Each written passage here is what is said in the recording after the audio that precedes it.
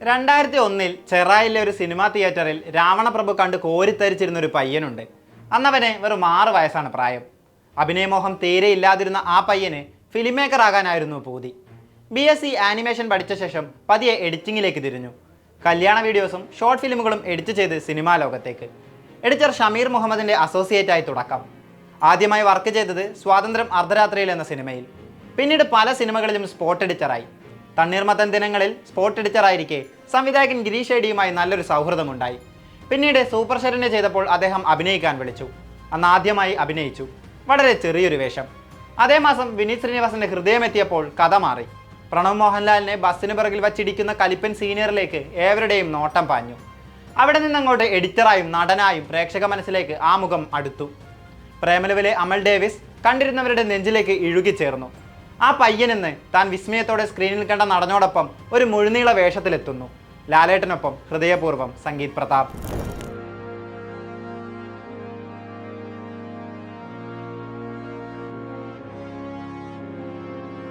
തുടരും സിനിമയിലാണ് ആദ്യമായി സംഗീത് മോഹൻലാലിനൊപ്പം സ്ക്രീനിലെത്തുന്നത്.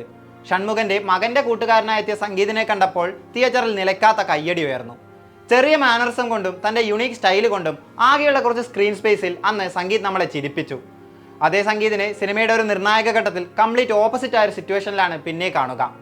മണിയൻപിള്ള രാജുവും ശോഭനയും എല്ലാം ഫോക്കസിൽ വരുന്ന ആ സീനിൽ അവർക്ക് പിറകിലായി ഔട്ട് ഓഫ് ഫോക്കസിലാണ് സംഗീത് ഉള്ളത്. എന്നാൽ തൻ്റെ ഉറ്റ സുഹൃത്തിനെ നഷ്ടപ്പെടുമ്പോഴുള്ള കഥാപാത്രത്തിൻ്റെ വേദന ആ മുഖത്തുണ്ടായിരുന്നു, ആ കരച്ചിലുണ്ടായിരുന്നു. സംഗീത് എന്ന പെർഫോമറുടെ അധികം ശ്രദ്ധിക്കപ്പെടാതെ പോയൊരു സീൻ OTT ഇറങ്ങിയപ്പോൾ എല്ലാവരും ചർച്ചയാക്കിയതും ആ പെർഫോമൻസ് തന്നെ. പ്രേമലുവിലെ അമൽ ഡേവിസ് ആണ് സംഗീതിനെ കൂടുതൽ പ്രേക്ഷകരിലേക്ക് കണക്ട് ചെയ്യിച്ച സിനിമ. അതിൻ്റെ പരിണിത ഫലമായിരുന്നു തുടരുമിലെ ആ കയ്യടി. സച്ചിൻ്റെ ഉറ്റ സുഹൃത്തായി എന്തിനും ഏതിനും അവൻ്റെ കൂടെ നിൽക്കുന്ന ഒരു നൻപൻ. പ്രേമലുവിലെ നിലയ്ക്കാത്ത എൻ്റർടൈൻമെൻ്റ് ആയിരുന്നു ആ കഥാപാത്രം. തുടക്കം മുതൽ ഒടുക്കം വരെയുള്ള ആ ഫൺ റൈഡിനെ ഡ്രൈവിംഗ് സീറ്റിലിരുന്ന് നയിച്ച അമൽ ഡേവിസ് യൂത്തിനേക്കാൾ കുടുംബ പ്രേക്ഷകരിലേക്ക് ആഴത്തിൽ ഇറങ്ങിച്ചെന്നു. കല്യാണ വീട്, പബ്ബിലെ സീൻ, ക്ലൈമാക്സ് തുടങ്ങി എവിടെ നോക്കിയാലും അമൽ ഡേവിസിൻ്റെ അഴിഞ്ഞാട്ടം. പലയിടങ്ങളിലും നസ്ലിനെയും അമിതയെയും സൈഡാക്കിയ പെർഫോമൻസ്. അമൽ ഡേവിസ് ഒരു രസികൻ തന്നെയെന്ന് കേരളക്കര മൊത്തം ഏറ്റുപറഞ്ഞ നാളുകളായിരുന്നു അത്. കേരളത്തിനപ്പുറം തമിഴ്നാട്ടിലും ആന്ധ്രയിലുമെല്ലാം പ്രേമലു തരംഗമായപ്പോഴും അതിലെ പ്രധാന കണ്ണി പണ്ട് അഭിനയിക്കാൻ അത്ര താല്പര്യമില്ല എന്ന് പറഞ്ഞ സംഗീതായിരുന്നു. പ്രേമലു ഉണ്ടാക്കിയ ഓളം കെട്ടടങ്ങുമ്പോഴേക്കും സംഗീതിനെ തേടി മറ്റൊരു സന്തോഷമെത്തി. മികച്ച എഡിറ്റർക്കുള്ള സംസ്ഥാന പുരസ്കാരം. ലിറ്റിൽ മിസ് റാവുത്തറിന്റെ എഡിറ്റിങ്ങിനായിരുന്നു സംഗീതിനെ തേടി അവാർഡ് എത്തിയത്. അഭിനേതാവ് മാത്രമെന്ന് നനച്ചിരുന്ന പല പ്രേക്ഷകരും അമ്പരന്ന് പോയ നിമിഷം.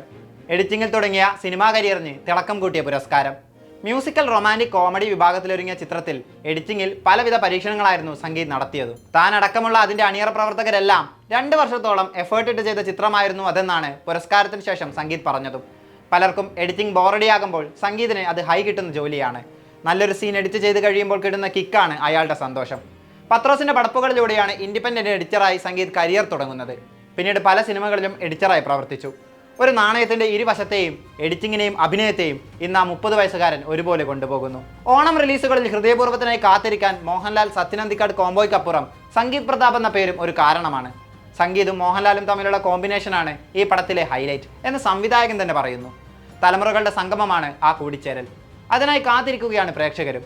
സിനിമാ ഷൂട്ടിങ്ങിനിടയിലെ പല സംഭവങ്ങളും ഓരോ അഭിമുഖത്തിലും വന്ന് അത്ര സന്തോഷത്തോടെയാണ് സംഗീതും പങ്കുവയ്ക്കുന്നത്. തനിക്ക് പനി വന്ന സമയത്ത് തന്നെ ലാലേട്ടൻ വന്ന് തലോടിയതും താൻ ചെറുപ്രായത്തിൽ തൊട്ട് എക്സൈറ്റഡായി കണ്ടുകൊണ്ടിരുന്ന ആളുമായി തോളിൽ കൈയിട്ട് കുറേ നാൾ സംസാരിച്ചതുമെല്ലാം പങ്കുവെക്കുമ്പോൾ സംഗീതിൻ്റെ മുഖത്ത് വിരിയുന്ന പുഞ്ചിരിയുണ്ട്. അദ്ദേഹത്തിൻ്റെ അളവില്ലാത്ത സന്തോഷമാണ് അവിടെ വെളിവാകുന്നത്. അഭിനയ രംഗത്തേക്ക് എത്തിയിട്ട് ചുരുങ്ങിയ വർഷങ്ങൾ മാത്രം. ചെറുതും വലുതുമായി ചെയ്തത് വളരെ കുറച്ച് സിനിമകൾ. പുറത്തിറങ്ങാനിരിക്കുന്നത് മോഹൻലാലിനൊപ്പമുള്ള 2ാമത്തെ സിനിമ. ആദ്യമായി നായകനാകുന്ന ഇറ്റ്സ് എ മെഡിക്കൽ മിറാക്കിൾ, മമിതയോടൊപ്പം എത്തുന്ന സിനിമ തുടങ്ങി അണിയറയിൽ ഒരുങ്ങുന്നത് നിരവധി ചിത്രങ്ങൾ. നമ്മുടെ വീട്ടിലെ ഒരു പയ്യൻ എന്ന സ്റ്റാറ്റസ് ഇതിനോടകം സംഗീതിന് കുടുംബ പ്രേക്ഷകർക്കിടയിലുണ്ട്. ഹൃദയപൂർവ്വത്തിലൂടെ അത് തുടരുമെന്ന് പ്രതീക്ഷിക്കാം.